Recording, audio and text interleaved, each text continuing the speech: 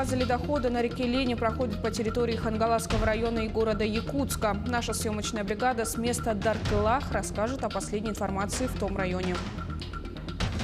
В Аймиконском районе за уровнем воды на реках наблюдают гидрологические посты. Наблюдательные мероприятия проходят весной и осенью. К сдаче единого государственного экзамена готовятся в Кобяйском улусе. Там создадут 14 пунктов проведения экзамена.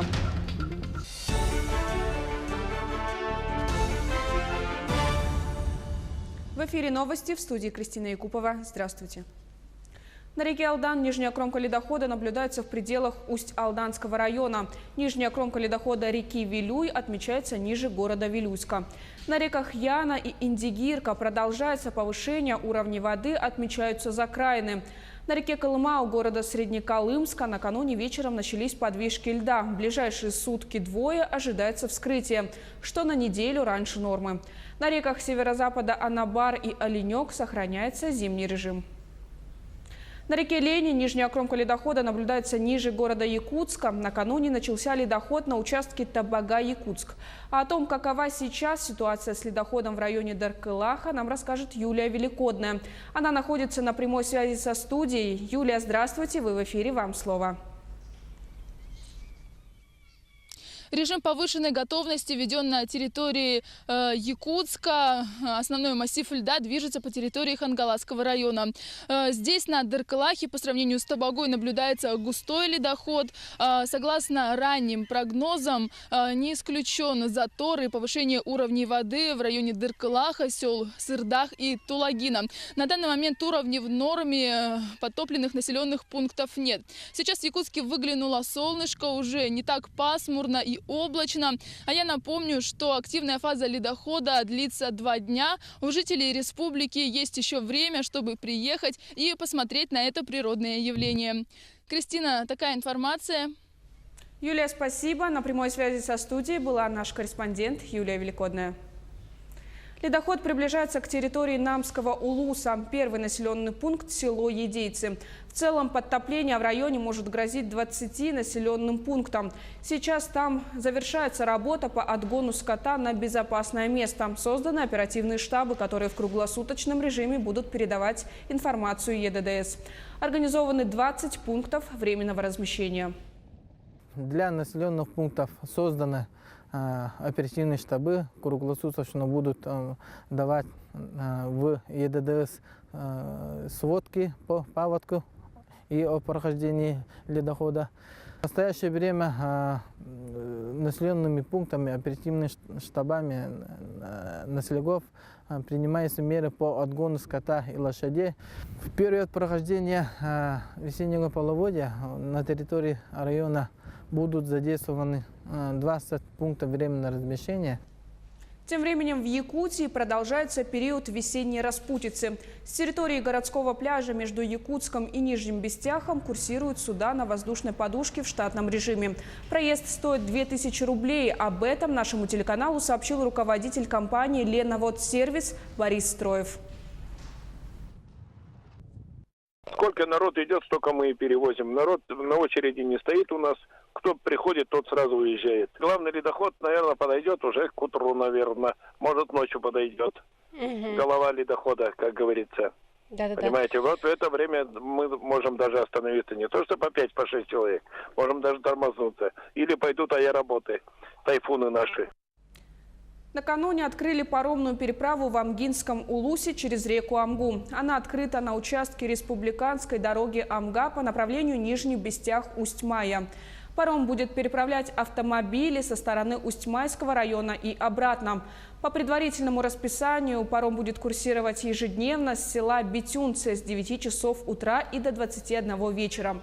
Проезд на легковой автомобиль в один конец стоит 350 рублей, машины до 1,5 тонн – 500 рублей. Данная переправа очень важна для жителей Усть-Майского района, так как в настоящее время имеется только воздушное сообщение с Якутском.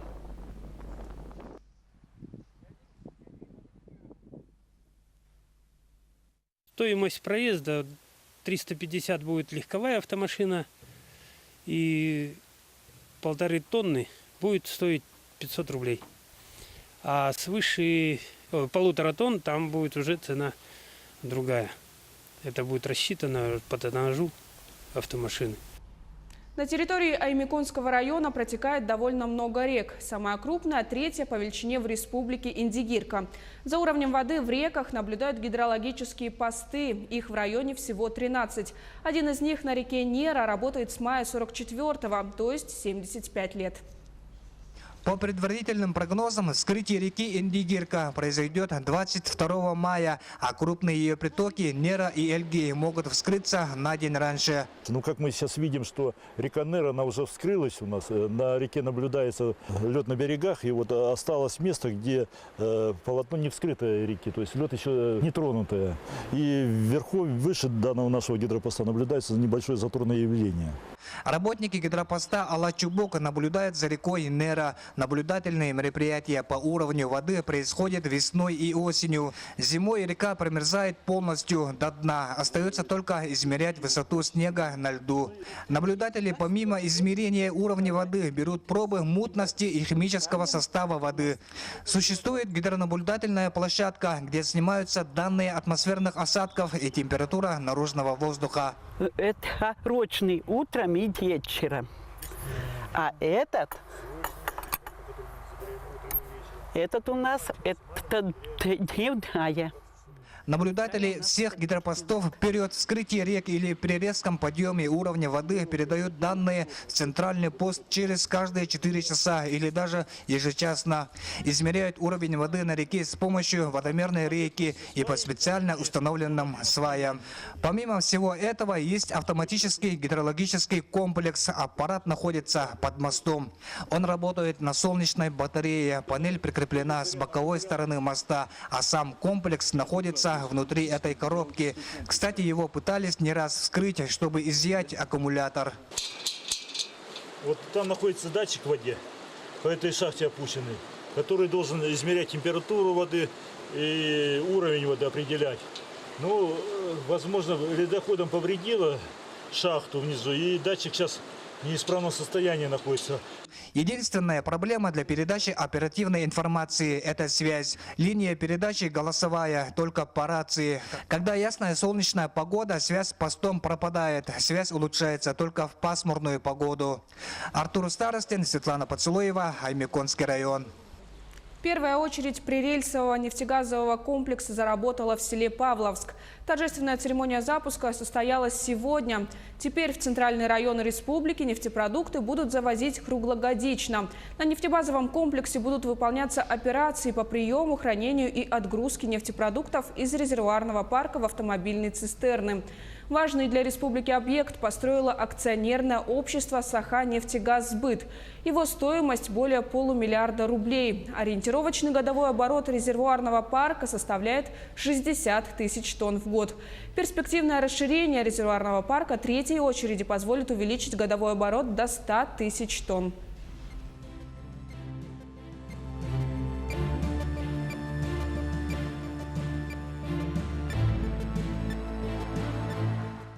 Нефтебазовый комплекс создавался в рамках схемы комплексного развития производительных сил транспорта и энергетики Республики Саха-Якутия до 2020 года.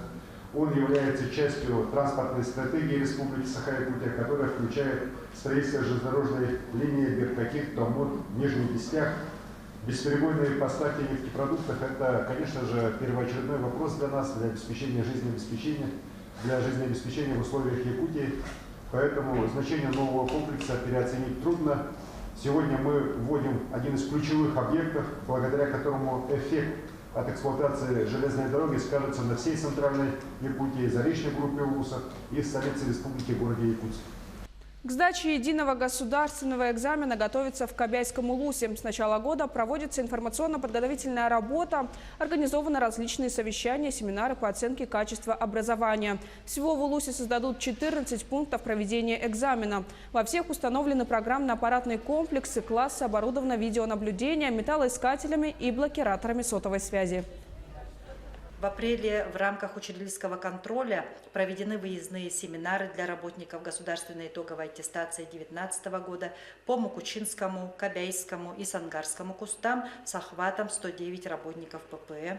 С 22 апреля 3 выпускника Тейнской школы обучаются в Кобяйской школе и будут сдавать единый государственный экзамен в пункте проведения 345 в связи с закрытием ППЭ в селе Тея. Слет детских и юношеских организаций Алекминского района приурочили к значимой дате в истории России – 95 лет пионерской организации. Среди участников слета настоящие пионеры и комсомольцы из села Ерюктяинск. Сегодня существует ряд организаций, где молодое поколение готово проявить себя. Одна из них – вожатский отряд «Альтаир». Ну, не особо знаю, но знаю то, что они помогали людям. У них было свое движение. И то, что в Алекминске пионерское движение появилось впервые всего в Якутии. В этот день ряды в Центре культуры, как в старые добрые времена, белые рубашки, алые галстуки. Торжественная минута в нос красного знамени.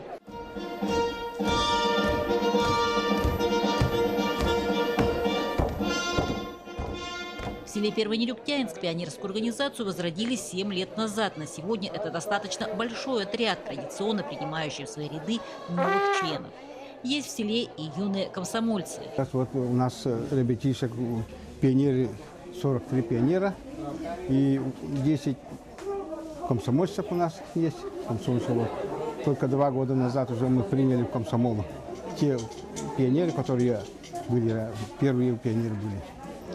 Вот. Сейчас еще вот нынче, вот 19 мая, день пионеров у нас будет это. Еще 13 ребятишек будут пионеры вступать. Сейчас ребята воспринимают свою организацию как должное. Главный принцип – пионер и комсомолец другим пример. Меня приняли пионеры за хорошую учебу и за активный образ жизни. Знаменитая песня пионеров СССР.